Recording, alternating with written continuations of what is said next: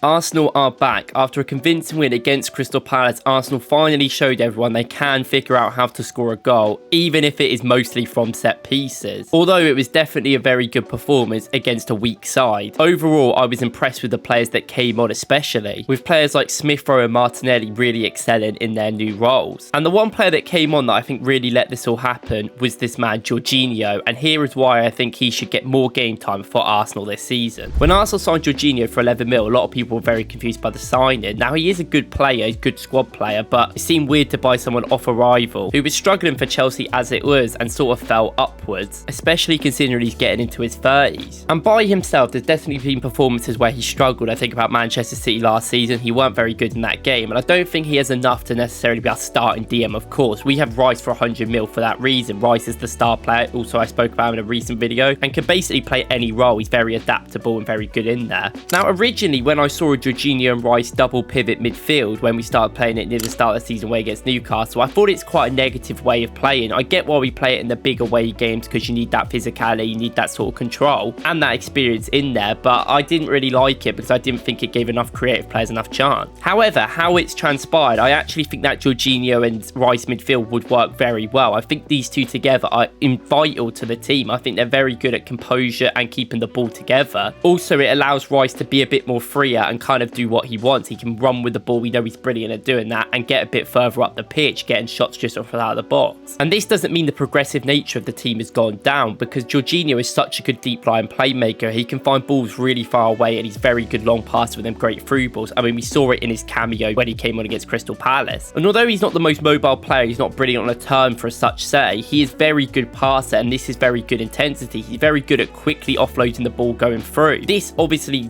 scored the goal with Martinelli when Crystal Palace had basically given up. But I think this does help Martinelli more. I think that's someone on the team that can put that ball through. We saw it earlier in the season when he did it in the Champions League for Saka when Trossard scored. He had a brilliant ball by Jorginho. He's proven that he can put the ball on the floor very good to that high level. And he's very quick at it even from a long distance away. So it keeps the defence off guard and gets Martinelli to run in behind. I also think in this game overall Havertz is pretty unusable. Like, I think Havertz is a very good player in there, and I think in some of these games you might need him to play. I think it's Liverpool where it was fair enough he played. But today I just don't really understand what he's in there for. He's sort of supposed to be a little bit of an 8, but doesn't really play like an 8, kind of runs in the box. And against a team like Palace, you simply do not move off the ball. It was just pointless having him in there. I get he's trying to get the team a bit more comfortable again, but don't need that robust team in the game. We need some more fluidity and a bit more excitement in that midfield. And I know Jorginho isn't necessarily excitement, but I do think him and Rice, with Rice moving up a bit further, would actually be much more better. And I think it would press Palace a lot further back, with Rice and Odegaard being very close to them, trying to win the ball back a lot, a bit like Curtis Jones does for Liverpool. And this all comes down to the fact this would allow us to have more intensity in the game, and sometimes I do think Arsenal need a little bit more intensity. We're a bit slow with the ball, we kind of wait for things to happen rather than actually just being so oppressive like last season. If we suffocate a team in and keep peppering shots to the goal and are very quick to win the ball back and very quick to put the ball back into the box, let's say, cross it in, then I do think that is a better option for Arsenal in some games and in some situations. And I think today, obviously it was fine because our set piece work is really good, but out of that, at the start of the game, we've really struggled, and I think that is something we could do. Now, Rice went off in the game against Crystal Palace with apparently a hamstring issue, which could be a concern for us in the future. I don't necessarily think Jorginho in a single pivot is good enough. I think he does need help because he's not mobile enough to cover the pitch. Him with someone like Partey, I think would be fine, but obviously Partey is still injured. We don't really know when he's going to come back, maybe soon. But I do really like that Jorginho and Rice partnership. I thought it was very good against Liverpool and crept a lot of intensity up because Rice shows it when Jorginho can do that long distance passing. It also gave chances for Nelson to get in a lot of the time on that left side, because Jorginho is another outlet of a good progression pass there that we've been missing from that left side. That's something Shaq used to do a lot, that progressive pass to Martinelli. It's just one of the reasons why he scored 15 goals last season. And I think that Jorginho is one of the best players for that, even if he's not going to play in that left centre mid role. He's going to be more of a double pivot 2 DM role. As well as Jorginho, I also thought Smith Rowe was excellent when coming on. I think he's very good at running with the ball and he shows a lot of intensity. I actually think right now that's very important for Arsenal. Maybe necessarily he shouldn't play in some games, but Smith Rowe should definitely be given a game at left centre mid to maybe see how he is. He's very good at picking the ball from deep and running with it. He's very quick, giving the chances to Martinelli to get in behind. And that should be our main focus. I've said this for months. I think a lot of people have. Martinelli needs to have more shots in the box in good areas. You see today where he had 2 great chances and he scored both of them. He's very clinical and very good in them positions. And his acceleration is key to getting in behind. His acceleration in both both the goals was brilliant. So a midfield of Rice, Smith Rowe, Odegaard could be definitely tried, and something like Jorginho, Rice and Odegaard should also be tried again, with maybe Havertz up front, but I think Jesus was pretty decent, so I think he could still put a job there. I think in some games it depends what you want to do. It changes per game in my opinion. But in home games like this, I don't really understand why Havertz is playing in that midfield. I'd rather see that Jorginho and Rice partnership. I know probably Arteta still thinks that's more defensive, but in my eyes that actually is better to keep the teams in. And before, we've used that in away games, away at Newcastle and stuff, and while I don't think it's been necessarily bad, it's limited the team to create many chances on the other side. We've ended up losing because we don't have that intensity, because we're away, it's a hard environment, and Rice doesn't go up the pitch as much, while Odegaard might have an off game. So it's just something you've got to think about. But I do think in certain games like this, it's nice to experiment, and I think if the bench today, Arteta finally experimented, and we got to see Smith Rowe, Jorginho and Martinelli off the bench to a real big effect. I know it's against Crystal Palace, I know that it's late on in the game and they've given up and they want their manager sacked, but I do think it was really encouraging. I think that was the most encouraging thing about the game, so I still think we're very poor from open play in certain aspects. Of course, there was chances for Trossard and ones in the first half where we should have scored and probably could have, but we're still not creating too much to actually score goals. It's mostly just from corners. Most of our chances in the game at the start of the first 60 minutes were from corners, and our third goal was even a break from a corner, which was a good break, but still from a set piece. And to me, other than in a few games where Jorginho has made mistakes, mostly against the top teams of the league, such as Man City, I think he has proven that he can play in this team and deserves to give it a chance. He probably won't be here in 18 months' time, maybe not even in the summer, so it'd be nice to give him some game time, because I think he does deserve it, and he always puts a job in there. People may laugh, but Mohamed El Nene always did a job back in the day. He'd always put a job in, even though he's not the most flashy of players. This is something like Jorginho has, and he also has that leadership qualities as well. I think he's a good leader in there. I know necessarily doesn't really matter, we've got so many leaders in there and everyone can lead, but sometimes I think it's best for Jorginho to play. And against Crystal Palace, we also saw other things. He actually experimented for once. I know, thank God. I love the fact that he brought Kivior on in left centre-back to show everyone, look, he has got ability. He played brilliant, I thought. He's very composed back there. And it makes me laugh because he's so bad in left-back at inverting, and he's not the best one-on-one defender there. But when he's in centre-back next to a composed player like Saliba, he shows he has got real quality. And it does make you wonder, is there a point of sending him when he's so good at left centre-back? But maybe we should still get some options in a left-back as well. And he could definitely stay. I think if he played for many teams in the Serie A, he'd be excelling. He'd be one of the best players in the league. And for the price we got him at, one of the substitute left centre-backs is one of the best in the league. But I do think Gabriel, obviously in this game, has excelled. I think it's one of his best performances, despite him always being good. I've always rated Gabriel. I've always been one of his biggest fans. I think as soon as he joined Arsenal started to improve because Gabriel is such a good player. Put him next to a top-class centre-back like Saliba, and there you go. You got one of the best defences in the country. Let me know what you guys think about the Crystal Palace game, and let me know what you think about Arteta's subs and Arteta's decisions in the game, because I actually thought they were very good and very interesting for once, and I'm very excited about the team. They look much more refreshed from that Dubai camp. If you enjoyed this video and want to watch any more Arsenal news, please go and watch my video about where I talk about Rice's tactical ability and how he's adapted over the season. And please watch any of my other Arsenal videos, and please like and subscribe. I'll see you in the next one. Thank you.